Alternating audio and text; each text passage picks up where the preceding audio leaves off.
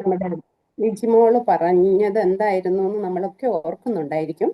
നമ്മൾ ഓർക്കുന്നത് പോലെ ഒരു കാര്യം പറഞ്ഞാണ് മോള് തുടങ്ങിയത്.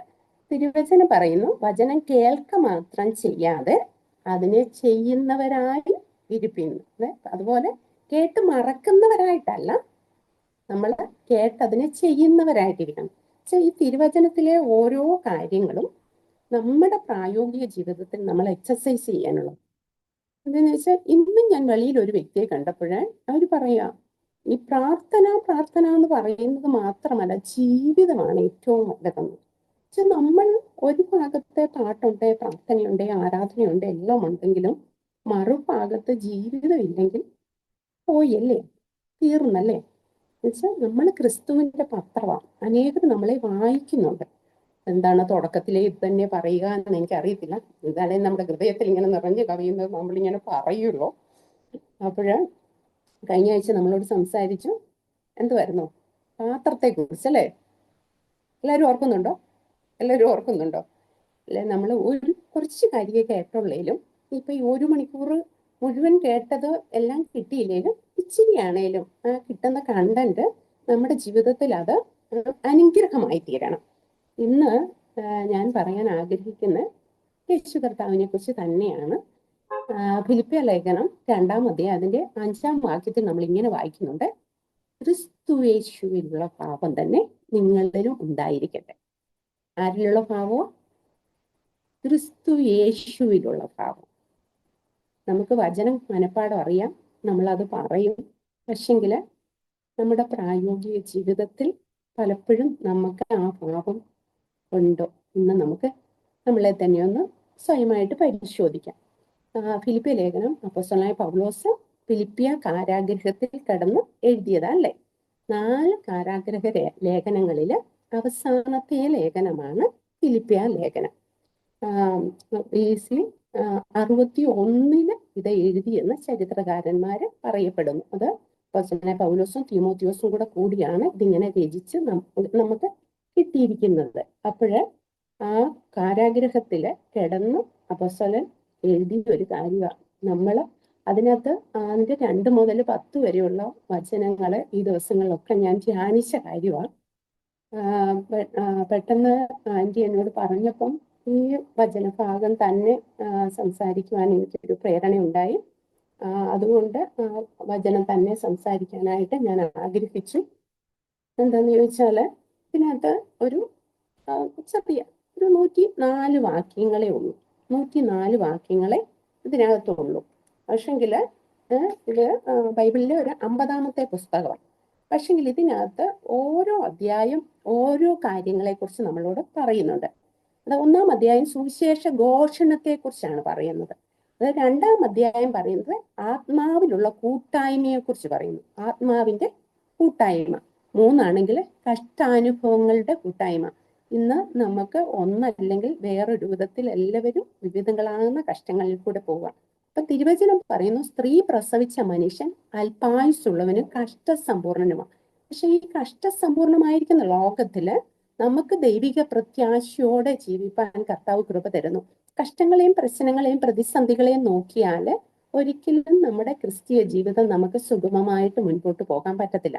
ഞാൻ ആദ്യമേ പറഞ്ഞതുപോലെ ആ തേജസ്സിന്റെ കർത്താവിന്റെ പൊന്മുഖത്തേക്ക് നോക്കുമ്പോൾ നമുക്ക് നമ്മുടെ പ്രശ്നങ്ങളെ കാണാൻ പറ്റത്തില്ല. അത് നിസ്സാരമായിട്ട്.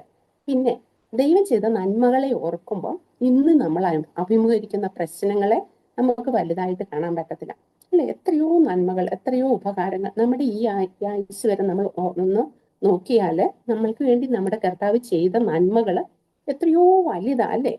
അതിന് നമുക്ക് നമ്മുടെ അധരങ്ങൾ കൊണ്ടോ നമ്മുടെ നാവ് കൊണ്ടോ നമ്മുടെ ഇതുകൊണ്ടോ നമുക്ക് വിവരിച്ച് തീർക്കാനായിട്ട് പറ്റത്തില്ല. അത്രമാത്രം നന്മകൾ ദൈവം നമ്മുടെ ജീവിതത്തിൽ ചെയ്തിട്ടുണ്ട്. പലപ്പോഴും നമ്മൾ നന്മകളെല്ലാം അങ്ങ് മറക്കും പാടെ. എന്നിട്ട് നമ്മൾ ചിന്തിക്കുന്നത് എന്തുവാ, ഇപ്പോഴും നമ്മുടെ മുൻപിലുള്ള പ്രശ്നം അതിങ്ങനെ പർവ്വതം പോലെ മുൻപിലേക്ക് അങ്ങ് വരും അല്ലേ. അപ്പം പിന്നെ നമുക്ക് വേണ്ടതുപോലെ പ്രാർത്ഥിക്കാൻ പറ്റത്തില്ല, പാടാൻ പറ്റത്തില്ല, സന്തോഷിക്കാൻ പറ്റത്തില്ല.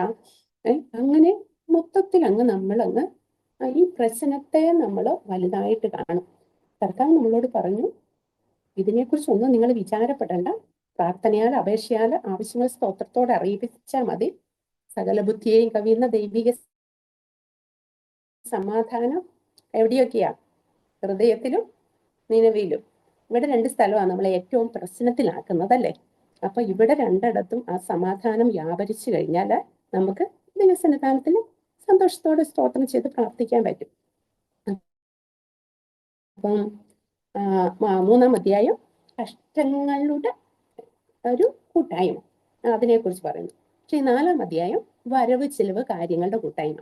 അപ്പം അപ്പോസ്തലനായ പൗലോസിനെ ഫിലിപ്പിയ സഭ തന്നെ സാമ്പത്തികമായിട്ട് നന്നായിട്ട് സഹായിച്ചു. അതിന് നന്ദി പറഞ്ഞുകൊണ്ട് എഴുതിയൊരു കത്താണ് ഈ ഫിലിപ്പിയ ലേഖനം. അപ്പം ഫിലിപ്പിയിലുള്ള വിശ്വാസികള് വരവ് ചിലവ് കാര്യത്തില് ആരെ സഹായിച്ചു?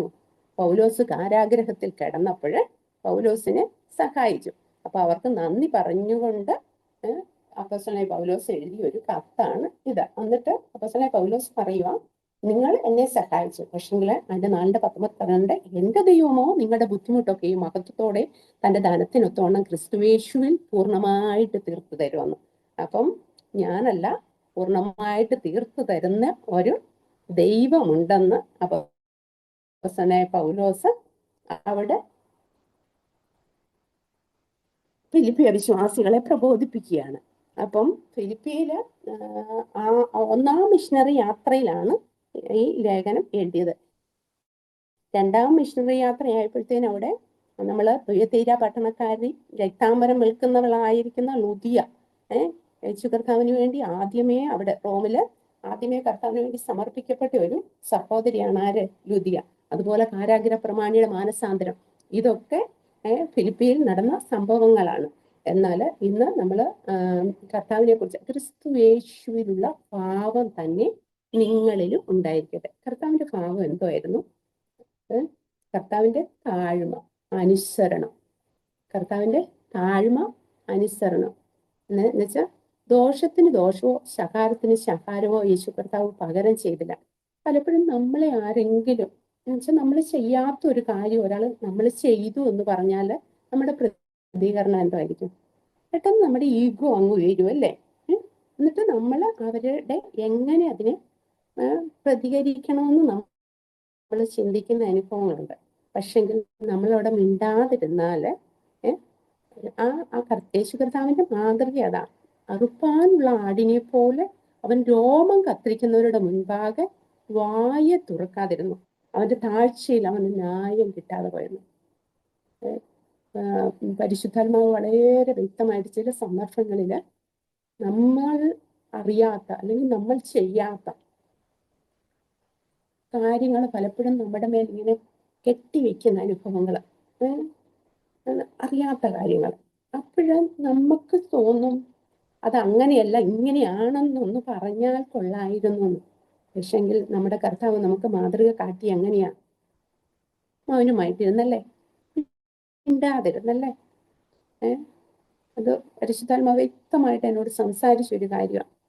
അറുപ്പാനുള്ള ആടിനെ പോലെ അവൻ രോമം കത്തിരിക്കുന്നവരുടെ മുൻപാകെ വായ തുറക്കാതിരുന്നു. അവന്റെ താഴ്ചയിൽ അവന് ന്യായം കിട്ടാതെ പോയി. അപ്പം നമ്മൾ സേവിക്കുന്ന നമ്മുടെ അരുമനാഥന്, നമുക്ക് വേണ്ടി പ്രാണൻ തന്ന് നമ്മളെ വീണ്ടെടുത്ത യേശു കർത്താവിന് ഈ ഭൂമിയിൽ ന്യായം കിട്ടാതെ പോയ സന്ദർഭങ്ങളുണ്ടെങ്കിൽ നമുക്ക് കിട്ടുമോ? പച്ചമരത്തോട് ഇങ്ങനെയെങ്കിൽ ഉണങ്ങിയതിനോട് എത്രയധികമെന്ന്. അപ്പം എപ്പോഴും കായ്ക്കുന്ന മരത്തിന് ഏറുണ്ടല്ലേ എന്ന് പറഞ്ഞുകൊണ്ട് ആ മരം പിന്നീട് കായ്ക്കാതിരിക്കുമോ? ഇപ്പം നമ്മുടെ വീട്ടിലെ അല്ലെങ്കിൽ നമ്മുടെ റോഡ് സൈഡിലൂടെ ഒക്കെ മാവുണ്ട് ഇഷ്ടം പോലെ. മാമ്പഴത്തിന്റെ സമയമായി കഴിഞ്ഞാൽ പിന്നെ കുഞ്ഞുങ്ങളൊക്കെ ഇതെറിയും എന്നും പറഞ്ഞ് അത് അടുത്ത വർഷം കായ്ക്കാതിരിക്കുമോ? ഇല്ലല്ലേ. എപ്പോഴും ഇതുണ്ട്. ഈ ക്രിസ്തീയ ജീവിതത്തില് എൻ്റെ ആത്മീയ പിതാവ് എപ്പോഴും പറയുമായിരുന്നു, സുഖ ദുഃഖ സമ്മിശ്രമാണ് ക്രിസ്തീയ ജീവിതം എന്ന് പറയുന്നത്. ഒരു സന്തോഷം ഉണ്ടെങ്കിൽ അതിൻ്റെ അടുത്ത് ദുഃഖമുണ്ട്. എന്നുവെച്ചാൽ എപ്പോഴും ഇത് അല്ലെങ്കിൽ നമ്മൾ ഏത് മനസ്സോടെയാണ് ഇതിനെ നമ്മൾ അഭിമുഖീകരിക്കുക, നമ്മുടെ മനോഭാവം. കഴിഞ്ഞ ദിവസം ചിന്താവിഷയത്തിൽ വായിച്ചപ്പോഴേ മനോഭാവത്തിന് 100 മാർക്ക്, ബാക്കിയുള്ളതിനൊക്കെ 70, 60, 50 അങ്ങനെയൊക്കെ ഉള്ളൂ. പക്ഷെ ഒരു വ്യക്തിയുടെ മനോഭാവത്തിനുണ്ടല്ലോ 100 മാർക്കുണ്ട്. അതുകൊണ്ട് ഓരോ സാഹചര്യങ്ങളിലൂടെ നമ്മളെ കടത്തി വിടുമ്പോൾ കർത്താവ് നമ്മുടെ മനോഭാവം നോക്കിക്കൊണ്ടിരിക്കുക. നമ്മൾ ഏത് മനോഭാവത്തോടെയാണ് ഇതിനെ നമ്മൾ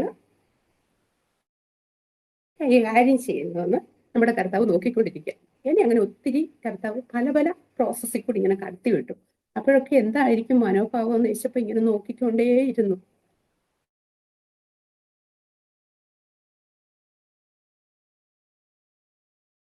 നമ്മുടെ മനോഭാവത്തെ ഇങ്ങനെ നോക്കുന്നുണ്ട്.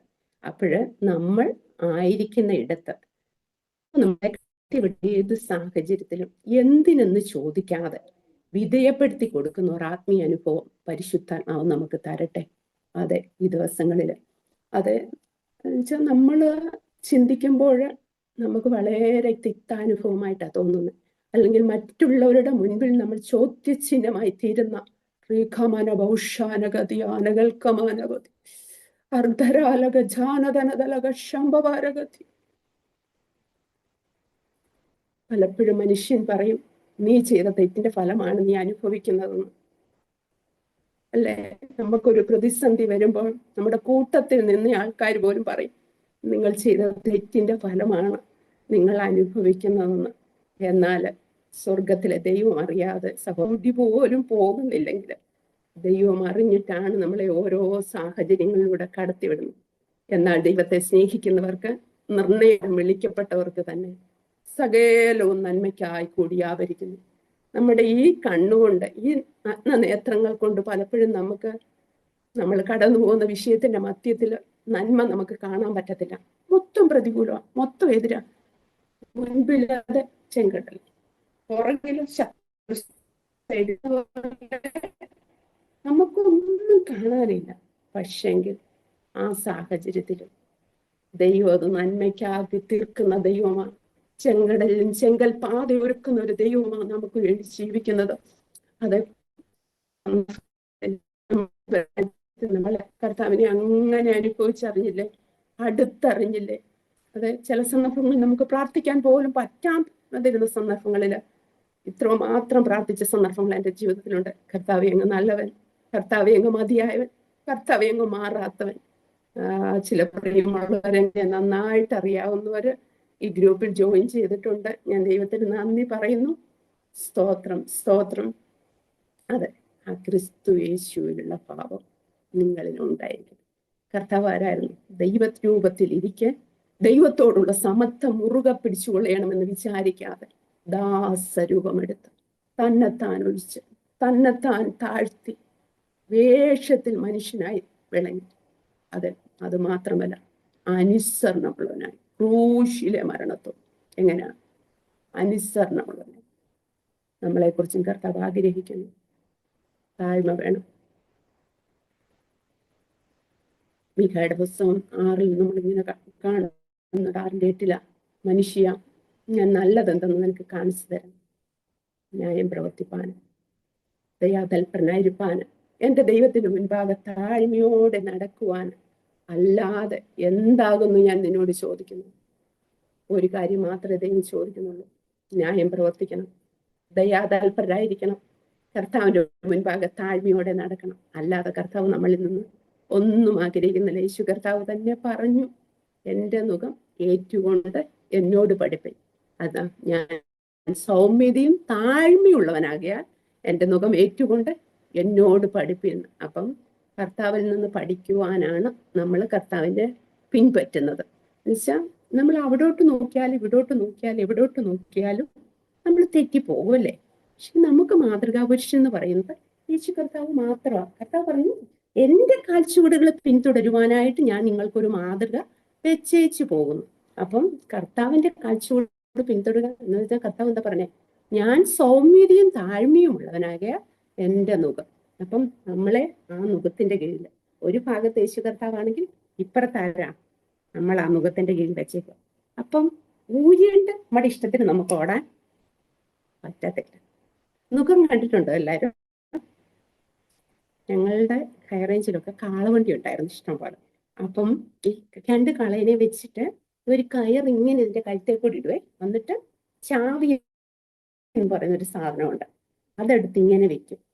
പക്ഷെങ്കില് ഈ ഉടമസ്ഥൻ ഇത് ഇത് മാറ്റാതെ ഇതിന് ഈ നുകത്തിന്ന് മാറിപ്പോകാൻ പറ്റത്തില്ല. ഇവിടെയൊക്കെ നാട്ടുമ്പുറത്തൊക്കെ ഈ പാട ഉഴാനായിട്ട് ഉപയോഗിക്കുന്നതാ കൂടുതലും കണ്ടിട്ടുള്ളത്. അവിടെയൊക്കെ എന്ന് പറഞ്ഞാൽ കാളവണ്ടികളില്. അപ്പം ഒരിക്കലും അതിന്റെ യജമാനൻ അനുവദിക്കാതെ ഈ നുകത്തിന്ന് പോകാൻ പറ്റത്തില്ല. അപ്പം നമ്മളെല്ലാവരും യേശു കർത്താവിന്റെ നുകത്തിന്റെ കീഴിലാണോ? നമ്മുടെ ഇഷ്ടത്തിന് ഓടാറുണ്ടോ? നമ്മുടെ താല്പര്യങ്ങൾക്കാണോ അതോ യേശു കർത്താവിന്റെ ഇഷ്ടത്തിനാണോ നമ്മൾ വിധേയപ്പെട്ടു പോകുന്നത്? കർത്താവിന്റെ നുകത്തിന് കീഴിലായിരിക്കാന് കർത്താവ് നമ്മളെ തിരഞ്ഞെടുത്തല്ലോ. അത് നമുക്കൊരു യോഗ്യതയില്ല.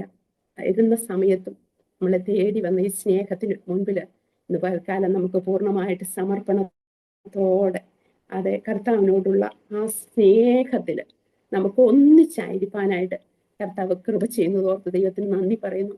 ക്രിസ്തുവിന്റെ സമാധാനവും ക്രിസ്തുവിന്റെ സ്നേഹവും ക്രിസ്തുവിന്റെ സൗമ്യതയും ക്രിസ്തുവിന്റെ സാവധാനതയും ഒക്കെ നമ്മുടെ ജീവിതത്തിൽ വരുമ്പോഴുണ്ടല്ലോ പിന്നെ ഭിന്നതയുണ്ടാകത്തില്ല. സ്നേഹം പാപങ്ങളുടെ ബഹുത്വത്തെ മറയ്ക്കുന്നു. അപ്പം സ്നേഹം കുറയുമ്പോഴാണ് എന്തുണ്ടാകുന്നത്? കുടുംബത്താണെങ്കിലും ഭിന്നത ഉണ്ടാകുന്നത് എപ്പോഴാണ്?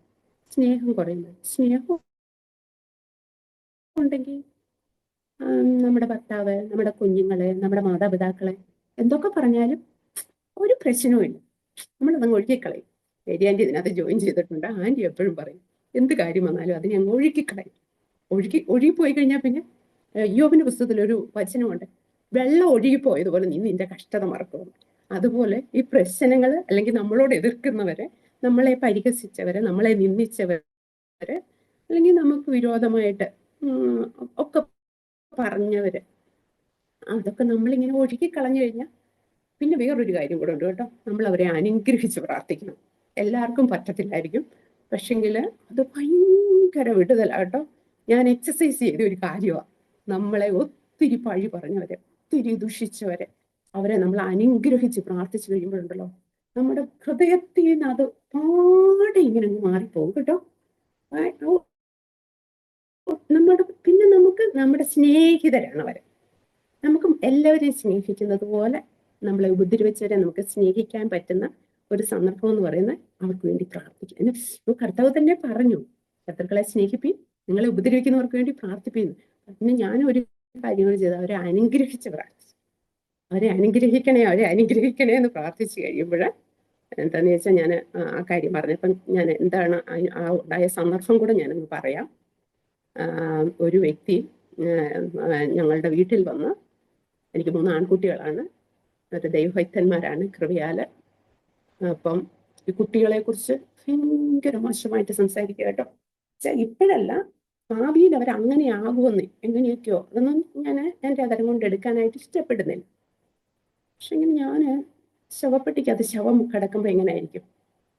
ഒന്നും പ്രതികരിച്ചില്ല. ഞാൻ മുട്ടുമ്മ നിന്ന് കർത്താവേ വരെ അനുഗ്രഹിക്കണമേ. നമ്മുടെ കുഞ്ഞുങ്ങളെ കുറിച്ച് എൻ്റെ 2ാമത്തെ മോൻ പറഞ്ഞു, അമ്മ ഞാൻ ചങ്ക് പൊട്ടി ഇവിടെ വീണ് മരിക്കുമെന്ന് ഓർത്തെന്ന് പറഞ്ഞു. അപ്പം നിങ്ങൾ ഓർത്തോ അതിന്റെ ആഴം എത്ര വലിയതായിരുന്നു? പക്ഷേ ശവം എന്തേലും പ്രതികരിക്കുവോ എന്ന് പറഞ്ഞിട്ട് ഞങ്ങൾ ആരും ഒന്നും പ്രതികരിച്ചില്ല. എന്നിട്ട് ഞാൻ മുട്ടുമേ നിന്ന് അനുഗ്രഹിച്ച് പ്രാർത്ഥിച്ച സന്ദർഭം എന്തോ എനിക്ക് ഈ ഒരു കാര്യം പറയാൻ പ്രേരണ വന്നത് കൊണ്ട് ഞാൻ പറഞ്ഞതാണ്. അങ്ങനെയുള്ള ഒത്തിരി എന്നുവെച്ചാൽ ഞാൻ ശരിക്കും ഒരു തൊട്ടാവാടിയായിരുന്നു കേട്ടോ. എന്നുവെച്ചാൽ കുഞ്ഞു കാര്യം മതി വാടി പോവായിരുന്നു. അപ്പം യേശുപ്പയോട് ഞാൻ പറയും, യേശുപ്പ എന്നെ ഉപയോഗിക്കണേ. പക്ഷെങ്കില് നമ്മളെല്ലാവരും അങ്ങനെ പ്രാർത്ഥിക്കുന്നവരാ. പക്ഷെങ്കിലുണ്ടല്ലോ, ഉപയോഗിക്കണമെന്നുണ്ടെങ്കിൽ ഉടമസ്ഥന് ഉപയോഗമുള്ളവരായി തീരണം. നമ്മളിൽ എന്തെങ്കിലും വേണം. ഒന്നുമില്ലാത്തവരെ എങ്ങനെ ഉപയോഗിക്കുന്നത്? അപ്പൊ ഉപയോഗിക്കാൻ വേണ്ടി എന്നാ ചുറ്റികയും ഉളിയെടുത്ത് ഇങ്ങനെ ചെത്തി മോൾഡ് ചെയ്തെടുക്കത്തില്ലേ? അന്നേരമാ നല്ലൊരു ഇതായിട്ട്, നല്ലൊരു വസ്തുവായിട്ട്, നല്ലൊരു ഫർണിഷ് ചെയ്ത ഒരു വസ്തുവായിട്ട് നമുക്ക് ഉപയോഗിക്കാൻ പറ്റുന്ന ഒരു ഇതാക്കി തീർക്കണം. അപ്പൊ മോൾഡ് ചെയ്യുമ്പോഴുണ്ടല്ലോ നല്ല വേദന എടുക്കും. അയ്യോ മതി കർത്താവേ, മതി. ഇനി ചെത്തരുതേ, ഇനി ചെത്തരുതേ, ഈ കഷ്ടത മാറ്റിത്തരണേ, ഈ കഷ്ടത മാറ്റിത്തരണേ, ഉപവസിക്കുകയാണ്, പ്രാർത്ഥിക്കുകയാണ്. പക്ഷെങ്കിലുണ്ടല്ലോ അപ്പം പിന്നെ അത്രേ ഉള്ളൂ, ഉപയോഗിക്കുന്നതിന്റെ ഒരു പരിധിയുണ്ട്. അത് അവിടെ കൊണ്ടങ്ങ് തീരുക. പക്ഷെ ഒന്ന് വിധേയപ്പെടുത്തി കൊടുക്കാമോ കർത്താവിന്റെ ഹിതത്തിന് വേണ്ടി? പലപ്പോഴും നമുക്ക് പറ്റത്തില്ല സഹോദരങ്ങളെ. ചിലതിലൂടെ ഒക്കെ പോയതുകൊണ്ട് ഞാൻ ധൈര്യത്തോടെ പറയാം. എന്തിനെന്ന് ഞാൻ ചോദിച്ചില്ല. കർത്താവെ കൃപ തരണം, കൃപ തരണം, കൃപ തരണം. പക്ഷെ ആ സന്ദർഭങ്ങളിലുണ്ടല്ലോ നമ്മൾ കൃപയ്ക്ക് വേണ്ടി ഇങ്ങനെ ചോദിച്ചാല് മഴ പോലെ കൃപയും കൂടെ കർത്താവ് ചൊരിയുന്ന അനുഭവങ്ങൾ ഉണ്ടാകും. എന്നുവെച്ചാൽ കൃപ ചോദിച്ചുകൊണ്ടിരുന്നാല് അല്ലെങ്കിൽ നമുക്ക് നിൽക്കാൻ പറ്റത്തില്ല. ചില സാഹചര്യങ്ങളിൽ നമുക്ക് തനിയെ പോകാൻ പറ്റത്തില്ല. ഒരു സ്റ്റെപ്പ് മുൻപോട്ട് നമുക്ക് തന്നെ വെക്കാൻ പറ്റത്തില്ല. പക്ഷെ യേശുപ്പയുടെ ഈ കരത്തിനുള്ളില് നമ്മളൊരു പ്രതിസന്ധിയിലാകുമ്പോഴാണ് സഹോദരങ്ങളെ ഈ കരത്തിനുള്ളിലായി മാർവിലെ ചൂട് അനുഭവിക്കാൻ പറ്റുന്ന സന്ദർഭം എന്ന് പറയുന്നത്. നമ്മൾ കഷ്ടത, നീ കഷ്ടതയുടെ നടുവിൽ നടന്നാലും ഞാൻ നിന്നെ ജീവിപ്പിക്കും എന്നുള്ള ദൈവത്തിന്റെ വചനം പോലെ. എന്നുവെച്ചാൽ ശരിക്കും നമ്മുടെ അന്തരംഗം ആർക്കും കാണാതിരിക്കുമ്പോൾ ഒരു വ്യക്തി അടുത്ത് വന്ന് നമ്മളോട് സംസാരിക്കുന്നത് പോലെ. കഷ്ടതയില്ലെങ്കിൽ അങ്ങനെയുള്ള ദൈവശബ്ദം കേൾക്കാൻ പറ്റത്തില്ല. നമുക്കെല്ലാം സുഗമമായിട്ട് സ്വാതന്ത്ര്യമായിട്ട് സന്തോഷമായിട്ട് പോകുമ്പോൾ ആരെങ്കിലും കേട്ടിട്ടുണ്ടോ ദൈവശബ്ദം? നമ്മൾ പ്രശ്നത്തിന്റെയും പ്രതിസന്ധിയുടെയും കഷ്ടതയുടെയും ഭാരത്തിന്റെയും ഒരു കാര്യങ്ങൾ സ്വയമായിട്ട് ഒരു തീരുമാനം എടുത്ത് മുൻപോട്ട് പോകുവാനോ പറ്റാത്ത സാഹചര്യത്തിലാണ് അത് ദൈവശബ്ദം നമ്മളെ കേൾപ്പിക്കുന്നത്. ഭയപ്പെടേണ്ട എന്നുള്ള ഇമ്പശബ്ദം നമ്മളെ കേൾപ്പിക്കുകയും മാത്രമല്ല നമ്മളെ ഇങ്ങനെ മാറോട് ചേർത്തണയ്ക്കും. പക്ഷെ നമ്മുടെ ഹൃദയത്തിന്റെ ആ തേങ്ങലുകൾ വേറൊരു വ്യക്തിക്കും അറിയത്തില്ല, നമ്മൾ ആരോടും പറയുന്നില്ല. പക്ഷെ ഈ കർത്താവിന് എന്തറിയാം? നമ്മുടെ ഹൃദയത്തിന്റെ തേങ്ങലുകൾ, നമ്മുടെ നിശ്വാസങ്ങളെ വരെ അറിയുന്ന ദൈവം ആ ഹൃദയത്തിന്റെ തേങ്ങൽ അറിഞ്ഞ് കർത്താവ് പ്രവർത്തിക്കും. മാത്രമല്ല ധൈര്യപ്പെടുത്തുന്ന വചനം തരും. അല്ലെ? ഏറ്റവും വലുതെന്ന് പറയുന്നത് ദൈവത്തിന്റെ വചനത്തിന് ദൈവത്തോളം തന്നെ പ്രാധാന്യമുണ്ടല്ലേ. വചനം ദൈവമായിരുന്നെന്ന് പറയുന്നു. അപ്പം ഈ വചനം പലപ്പോഴും നമ്മുടെ ജീവിതത്തില്, എൻ്റെ വ്യക്തിപരമായ ജീവിതത്തിൽ പറഞ്ഞാല് ഈ വചനം തന്നെ ധൈര്യപ്പെടുത്തി ഒത്തിരി ഒത്തിരി ഒത്തിരി സന്ദർഭങ്ങളുണ്ട്.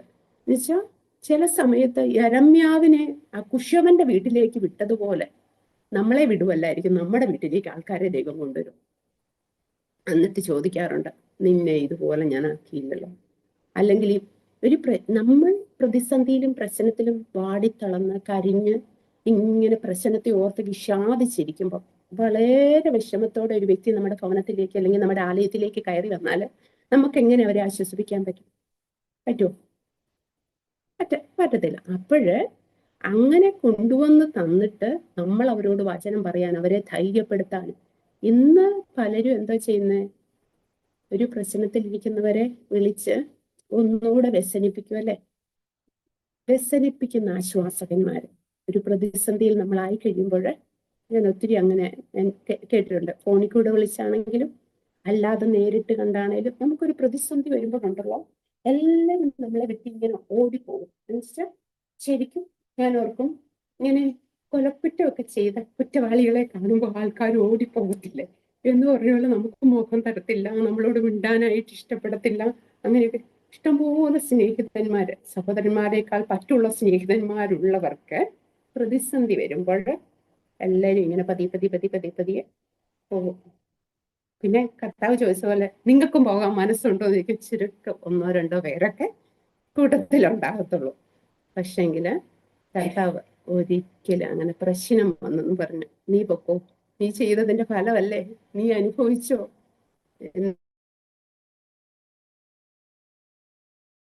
പറഞ്ഞു. അല്ലെങ്കിൽ ഉപ്പ് തിന്നുന്നവൻ വെള്ളം കുടിക്കുമെന്ന് പറഞ്ഞു.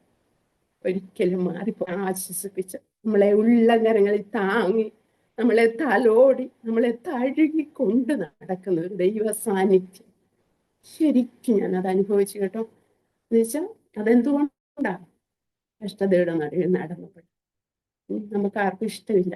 ഫിലിപ്പിയ ലേഖനത്തിൽ തന്നെ നാം വായിക്കുന്നു, കഷ്ടത ഒരു വരമെന്ന്. നമ്മളെല്ലാ വരങ്ങളും ചോദിക്കും.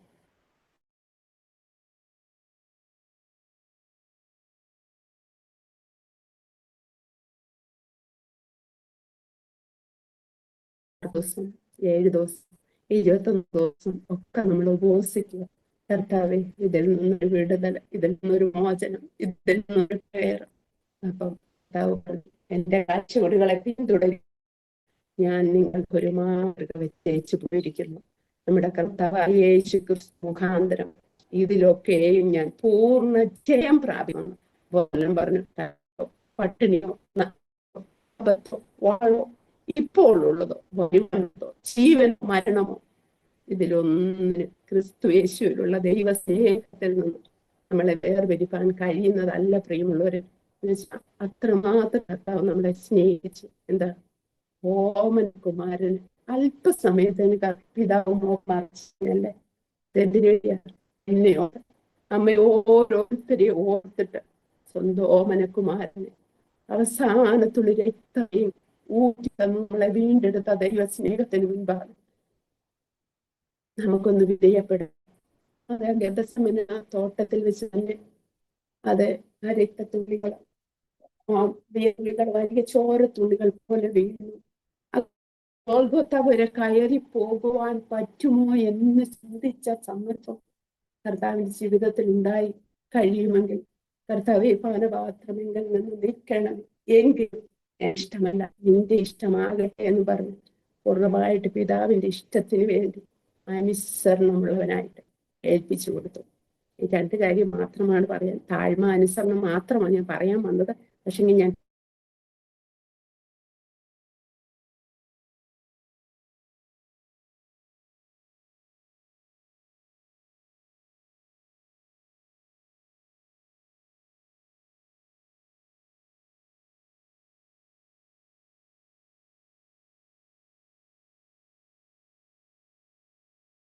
ഒരു സെർവൻ്റ് ഉണ്ടെങ്കിൽ നമ്മൾ കഴിക്കുന്ന ഫുഡ് നമ്മൾ അവർക്ക് കൊടുക്കുമോ സഹോദരങ്ങളെ? നമ്മൾ കഴിച്ചാലും ആ സെർവൻ്റ് ഫുഡ് കഴിച്ചാലും ഇവിടുന്ന് താഴോട്ട് പോയാലെല്ലാം ഒരുപോലെ അല്ലേ? പക്ഷെങ്കിൽ ഒരിക്കലും ദൈവമക്കളോട് ഞാൻ ഒരു അപേക്ഷയായിട്ട് ഞാൻ പറയുകയാണ്, ശരിക്കും ഇങ്ങനെയുള്ള കാര്യങ്ങളൊക്കെ നമ്മുടെ ജീവിതത്തിൽ വന്നു കഴിയുന്നുണ്ടല്ലോ, പുറത്ത് 100 മനുഷ്യരോടായിരിക്കും ഇവർ പോയി പറയുക. പിന്നെ നമുക്ക് ആ ദേശത്ത് സാക്ഷ്യത്തോടെ ജീവിക്കാൻ പറ്റുമോ?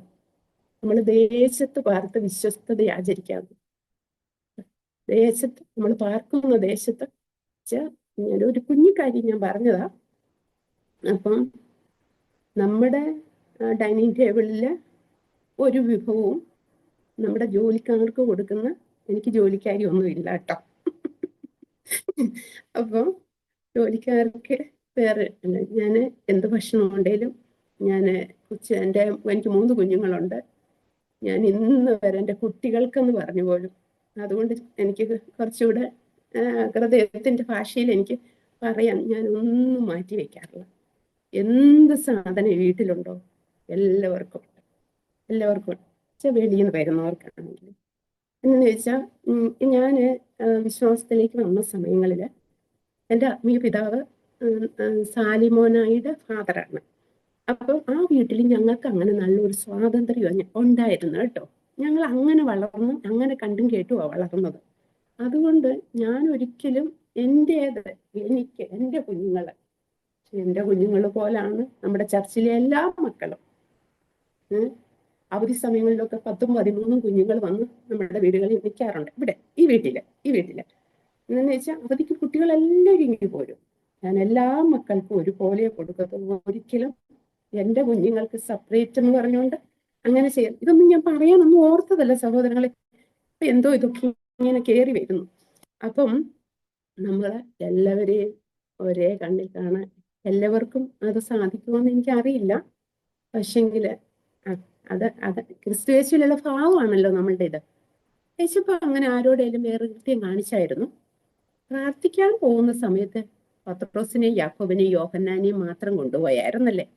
അത് ചില പ്രത്യേക സന്ദർഭങ്ങളിൽ കൊണ്ടുപോയായിരുന്നു. പക്ഷെങ്കിൽ ഒറ്റിക്കൊടുത്ത യൂതയോടാണേലും ലാസ്റ്റ് സമയം വരെ എന്താ, സ്നേഹിത ചുംബനം കൊണ്ടാണോ ഒറ്റിക്കൊടുക്കുന്നതെന്ന് ചോദിച്ചു. ഞാൻ ഇന്നലെയാണോ ഞാനൊരു കഥ ഇങ്ങനെ വായിച്ചു.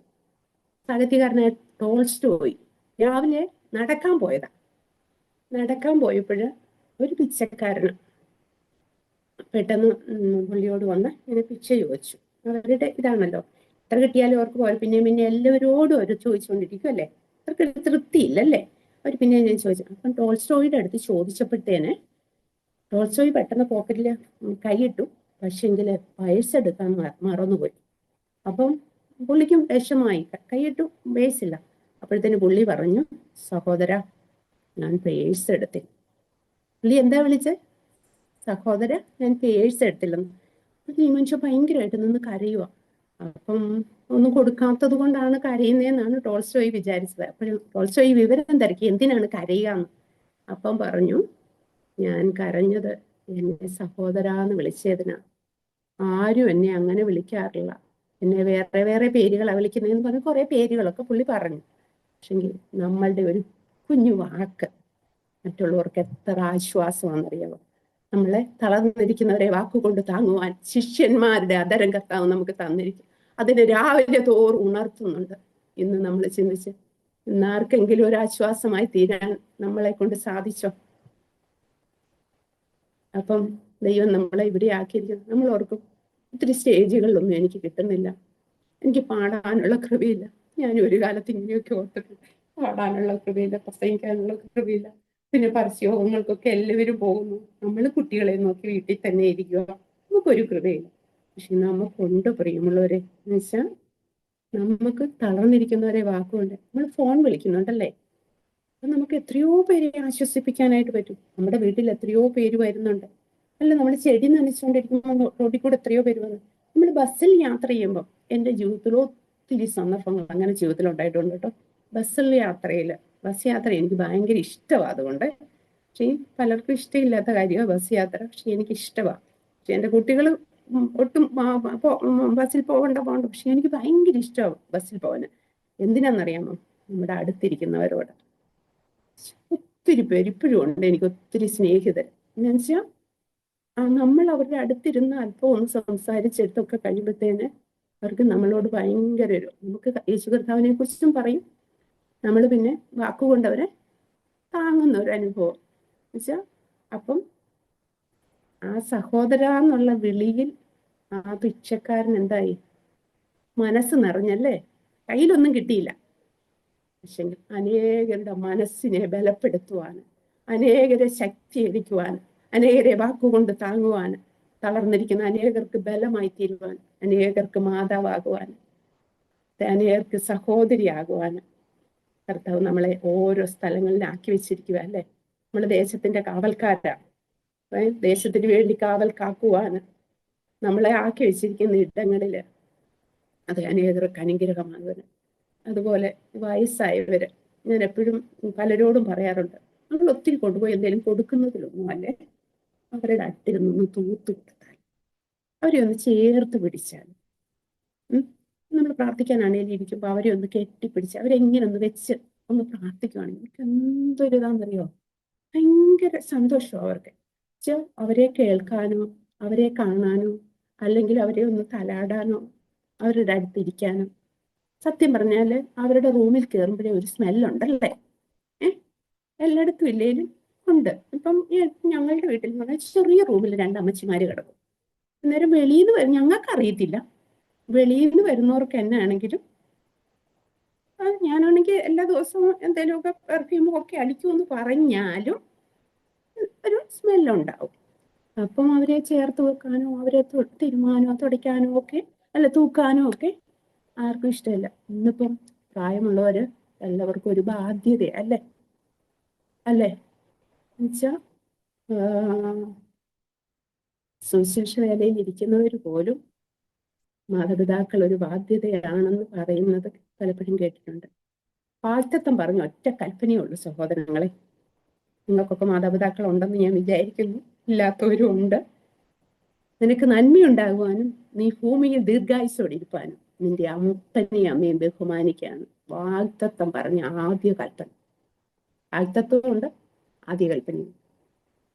അപ്പം ഇത് സന്തോഷത്തോടെ ചെയ്യുന്നത് ഒത്തിരി അനുഗ്രഹമാണ്. ഞാൻ എപ്പോഴും പറയാറുണ്ട്, എന്ന് വെച്ചാൽ നമ്മുടെ മാതാപിതാക്കൾ നമ്മളെ നോക്കിയതിൻ്റെ 100-ൽ-1 അല്ലെങ്കിൽ 1000-ൽ-1 പോലും നമുക്ക് നമ്മുടെ മാതാപിതാക്കളെ ശുശ്രൂഷിക്കേണ്ടതായിട്ട് വരുന്നില്ല കേട്ടോ, അല്ലേ? ഞാൻ എൻ്റെ അമ്മച്ചിയോട് പലപ്പോഴും ഇവിടെ ഞാൻ പറയാറുണ്ട്. പക്ഷെ അവർക്ക് വിഷമമാണ് അവരെങ്ങനെ ശുശ്രൂഷിക്കുമ്പോൾ. പക്ഷെങ്കിൽ ഞാൻ പറയുന്നതാണെങ്കിൽ എന്നെ നോക്കിയതിൻ്റെ 1000-ലൊരംശം പോലും ഞാൻ ചെയ്യുന്നില്ലല്ലോ.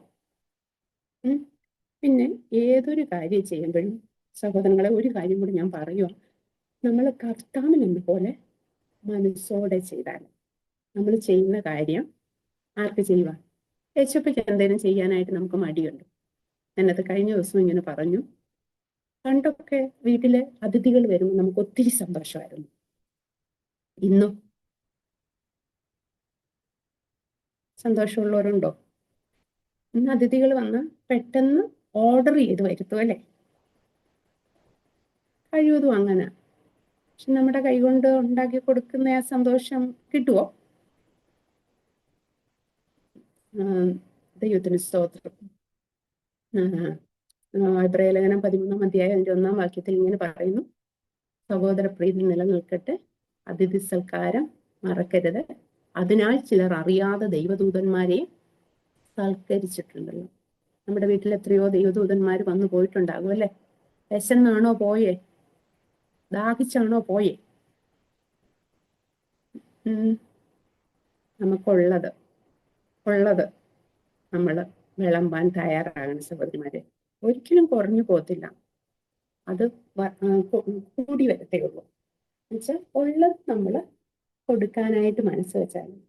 പക്ഷെ ഒരു 20 വർഷം മുൻപാണ് ഒരു ദൈവത്തിന്റെ അഭിഷിക്തൻ ഇങ്ങനെ വീടുകളൊക്കെ കയറി, കുറേ വീടുകൾ കയറിയിട്ട് ഇങ്ങനെ വന്നപ്പോഴത്തേന്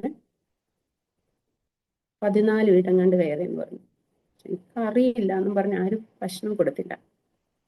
10-20 വർഷം മുൻപാകുമ്പം അതിനനുസരിച്ച് ബുദ്ധിമുട്ടും ഉണ്ടല്ലോ. പെട്ടെന്ന് ചമ്മന്തി അരച്ചാണെങ്കിലും നമ്മൾ ഭക്ഷണം കൊടുത്തു കഴിഞ്ഞാൽ വിശപ്പിന്റെ വിലയാന്ന് പറയുന്നത് കറിയുടെ കൂടുതലിലല്ലല്ലോ. ഒരു കൂട്ടാനേ ഉള്ളെങ്കിലും ഭക്ഷണം, വിശപ്പുള്ളവന് ആഹാരത്തിന്റെ രുചി എന്ന് പറയുന്നത് ഭയങ്കര വിശന്ന് വരുന്നത്. വിശപ്പില്ലാത്തവർക്ക് എന്ത് ആഹാരം കൊടുത്താലും അതിന് രുചിയില്ലല്ലേ? പക്ഷെങ്കിൽ വിശപ്പൊന്ന് വരുന്നവർക്ക് അത് രുചിയോടുകൂടെ ഭക്ഷിക്കും. നമ്മൾക്ക് നമ്മുടെ വീട്ടിൽ വരുന്ന ആരും വിശപ്പോടെ ദാഹത്തോടെയോ പോകാനായിട്ട് അനുവദിക്കല്ല. ഫിലിപ്പ് ലേഖനം 2-ാം അധ്യായം 1-ാം വാക്യത്തിൽ നാം ഇപ്രകാരം വായിക്കുന്നു, ക്രിസ്തുവിൽ വല്ല പ്രബോധനവും ഉണ്ടെങ്കിൽ അല്ലെ? ക്രിസ്തുവിൽ വല്ല പ്രബോധനവും ഉണ്ടെങ്കിൽ, സ്നേഹത്തിന്റെ വല്ല ആശ്വാസവും ഉണ്ടെങ്കിൽ, ആത്മാവിന്റെ വല്ല കൂട്ടായ്മയുണ്ടെങ്കിൽ, വല്ല ആർദ്രതയും മനസ്സലിവും ഉണ്ടെങ്കിൽ. എല്ലാവരും എന്നേക്കാൾ ഒത്തിരി പ്രാവശ്യം ഈ വചനങ്ങൾ വായിച്ചവരാണെന്ന് എനിക്കറിയാം. ഞാൻ പിന്നെ ഇതിനകത്ത് ഒത്തിരി പറയണമെന്നില്ല. എന്നാലും പരിശുദ്ധാത്മാവിന്റെ ഈ ദിവസങ്ങളിൽ ഞാനിത് ധ്യാനിച്ചത് കൊണ്ട് വീണ്ടും ഒന്നുകൂടെ ഇങ്ങനെ ഓർക്കുവാണ്. ആത്മാവിന്റെ വല്ല കൂട്ടായ്മയും. അപ്പം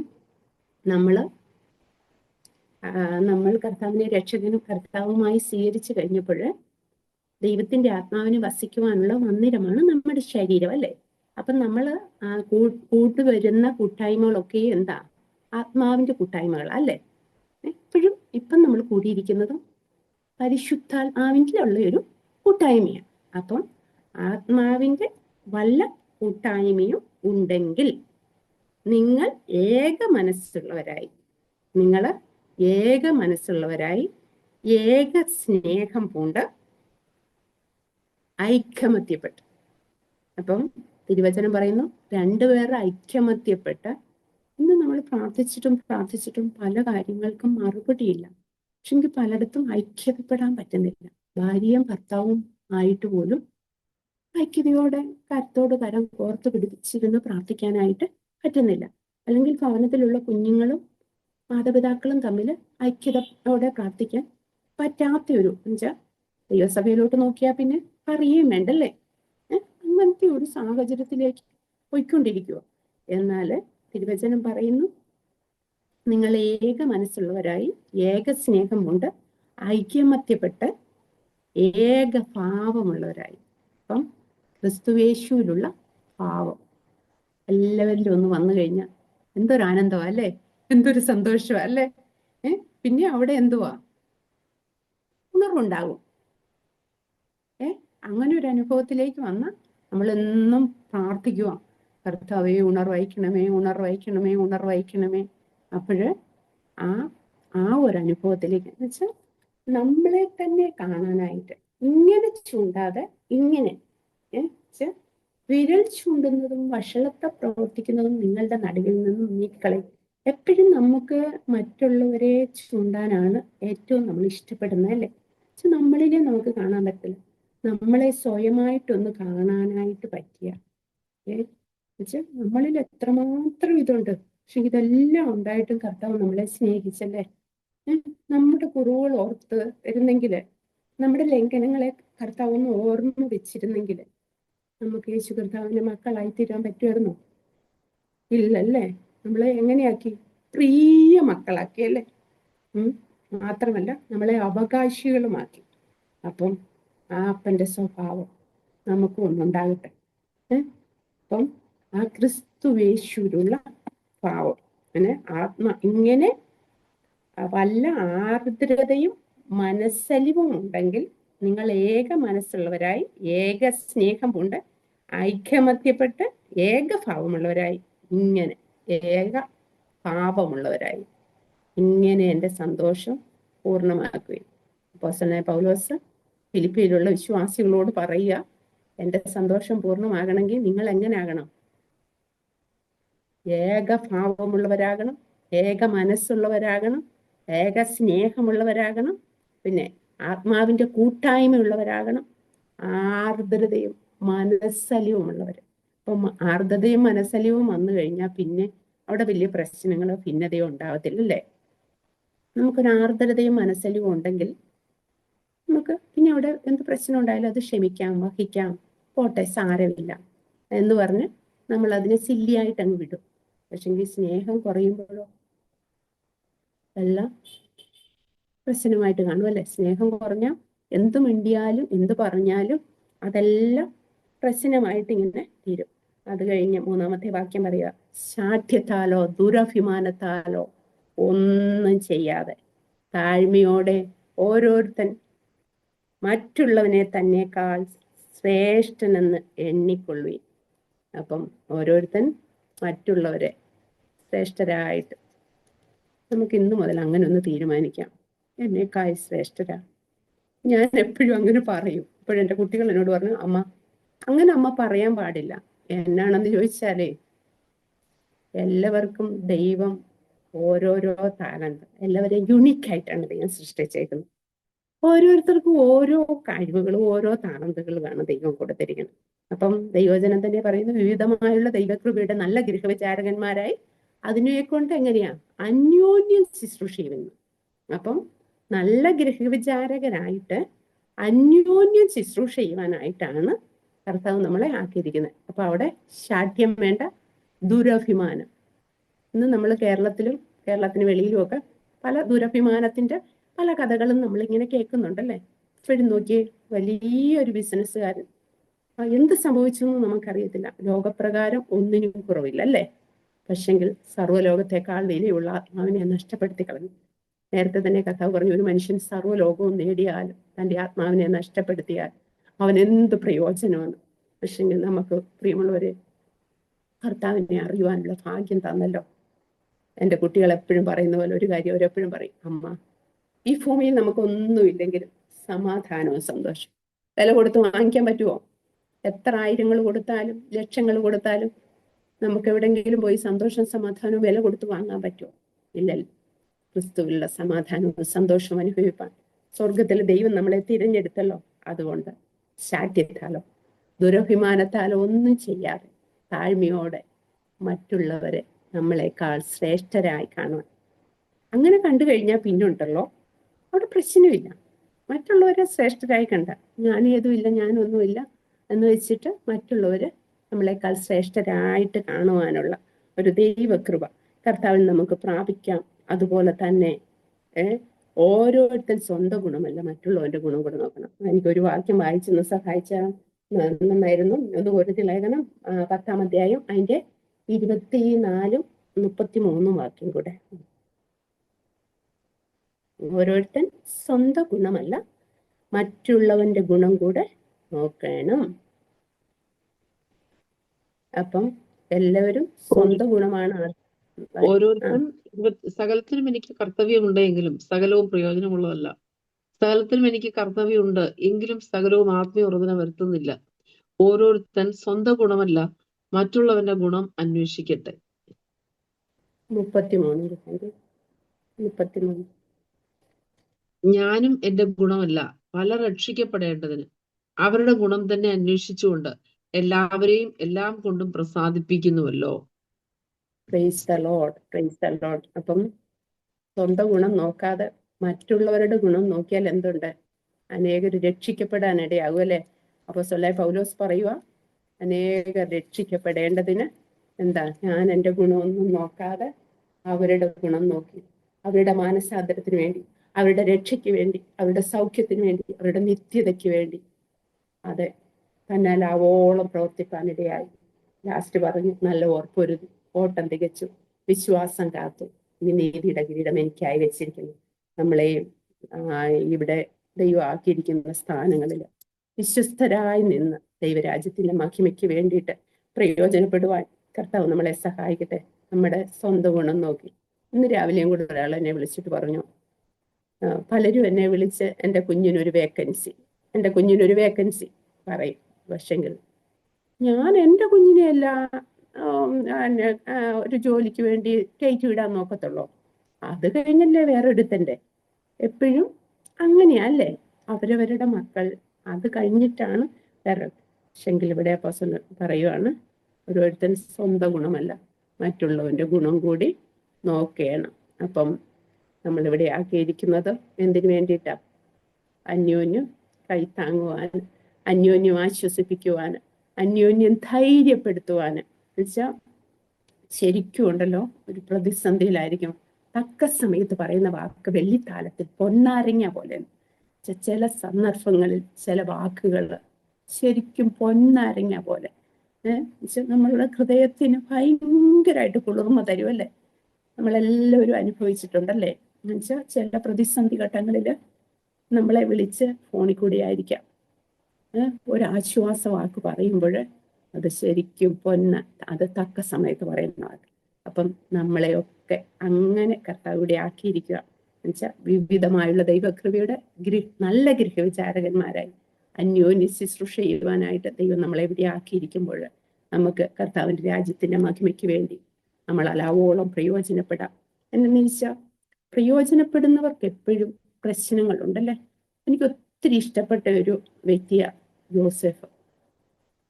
യോസേഫിനെ താഴ്മയുടെ കാര്യം പറയുമ്പം യോസേഫിന്റെ അതും കൂടെ നമ്മളൊന്ന് ചേർത്ത് പഠിക്കുന്നത് നന്നായിരിക്കും. എന്താന്ന് വെച്ചാൽ യോസേഫിന് അങ്കി ഉണ്ടാക്കി കൊടുത്തു, അത് ഒന്നാമത് അവർ ദ്വേഷിക്കാൻ കാരണമായി.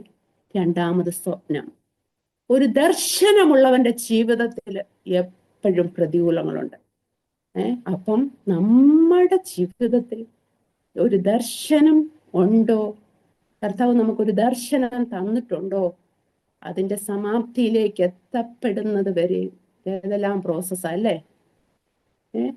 പക്ഷെങ്കിൽ അവിടെയൊക്കെ യോസേഫ് പിറുപിറുത്തതായിട്ട് അല്ലെങ്കിൽ ചോദ്യം ചെയ്തതായിട്ട് നമ്മൾ കാണുന്നില്ലല്ലേ. പക്ഷെങ്കിൽ ആ ദർശന പൂർത്തീകരണത്തിലെത്തിയപ്പോൾ നോക്കിയേ, സഹോദരന്മാരെ എന്ത് ചെയ്തേ? സഹോദരന്മാരോട് ചെയ്തതിന് വല്ല ഓർത്തോ? എല്ലാം മറന്നു. ആ കരച്ചില് ഞാനും പലപ്പോഴും അത് വായിച്ച് കരയാറുണ്ട് കേട്ടോ. എന്നുവെച്ചാൽ ആ സന്ദർഭം ശരിക്കും നമ്മൾ ഭാവനയിലും കണ്ടു കഴിയുമ്പം നമ്മളും ആ ഒപ്പം കരഞ്ഞു. അപ്പം നമ്മൾ അതുപോലെ എന്നുവെച്ചാൽ എത്ര നമ്മളെ എതിർത്തവര്, എത്ര പ്രതികൂലമായിട്ട് നമ്മളോട് നിന്നവര്, അതിൻ്റെ മധ്യത്തിലും നമുക്ക് അവരെ സ്നേഹിക്കുവാന്, അവരെ കരുതുവാന്, ആ ക്ഷാമകാലത്ത് ആ മാതാപിതാക്കളെയും സഹോദരങ്ങളെയും പോറ്റി പുലർത്തുവാനും ആ ദർശനത്തിന്റെ ആ പൂർത്തീകരണത്തിന് വേണ്ടി ഈ പ്രതിസന്ധികളിലെല്ലാം ക്ഷീണിച്ചു പോകാതെ, തളർന്നു പോകാതെ, അധൈര്യപ്പെട്ടു പോകാതെ വാക്ക് പറഞ്ഞവൻ അല്ലെങ്കിൽ ദർശനം കാണിച്ചവൻ, നമുക്ക് പറയാം നമ്മളോട് വാക്ക് പറഞ്ഞവൻ മാറുകില്ല, വാഗ്ദത്തം ചെയ്തവൻ മറക്കുകയില്ല. അതെ, നമ്മളോട് എത്രയോ വാഗ്ദത്തങ്ങൾ, എത്രയോ വാക്കുകൾ നമ്മുടെ പ്രാണപ്രിയൻ പറഞ്ഞിട്ടുണ്ടല്ലേ. അപ്പം ആ പ്രാണപ്രിയൻ പറഞ്ഞിരിക്കുന്ന ഓരോ വാക്കുകളും നമ്മുടെ ജീവിതത്തിൽ കർത്താവ് നിറവേറ്റി തരും. പക്ഷെങ്കിൽ ഒരു കാര്യമുണ്ട്, യേശുപ്പം നമ്മളോട് പറഞ്ഞിരിക്കുന്ന ഓരോ കാര്യങ്ങളും അദ്ദേഹം പറഞ്ഞതുപോലെ ദൈവത്തിന്റെ വചനങ്ങളെ കേൾക്കുന്നവരായിട്ടല്ല, അതിനെ ചെയ്യുന്നവരായിരിക്കാം. പരിശുദ്ധാത്മാവ് നമുക്ക് കൃപ തരട്ടെ. നമുക്ക് സ്വയമായിട്ട് പറ്റത്തില്ല കേട്ടോ. പരിശുദ്ധാത്മാവിന്റെ കൃപയുണ്ടെങ്കിൽ മാത്രമേ ഓരോ ദിവസവും രാവിലെ എഴുന്നേൽക്കുമ്പോൾ ഞാൻ കർത്താവിനോട് പറയും, കർത്താവെ പുതിയ കൃപ, പുതിയ ശക്തി, പുത്തൻ അഭിഷേകം ഇന്ന് പകൽക്കാലം ജീവിപ്പാനുള്ളത് പരിശുദ്ധനെ തരണമേ എന്ന് പ്രാർത്ഥിച്ചിട്ടുണ്ടാകും. അപ്പോൾ ഓരോ ദിവസവും പുതിയതാണ്, അതെ, പുതിയ എണ്ണ നമ്മളെ തേപ്പിച്ച് കർത്താവ് നമ്മളെ ഓരോ ദിവസവും നടത്തുന്ന ദൈവത്തിന്റെ കൃപകൾക്കായി ഞാൻ ദൈവത്തിന് നന്ദി പറയുന്നു. ഇത്രയും സമയം എന്നെ ക്ഷമയോടെ കേട്ടുകൊണ്ടിരുന്ന എല്ലാ സഹോദരങ്ങളോടും കർത്താവിന്റെ നാമത്തിലുള്ള നന്ദിയും വന്ദനവും അറിയുന്നു. എല്ലാവരെയും ദൈവം ധാരാളമായിട്ട് അനുഗ്രഹിക്കും.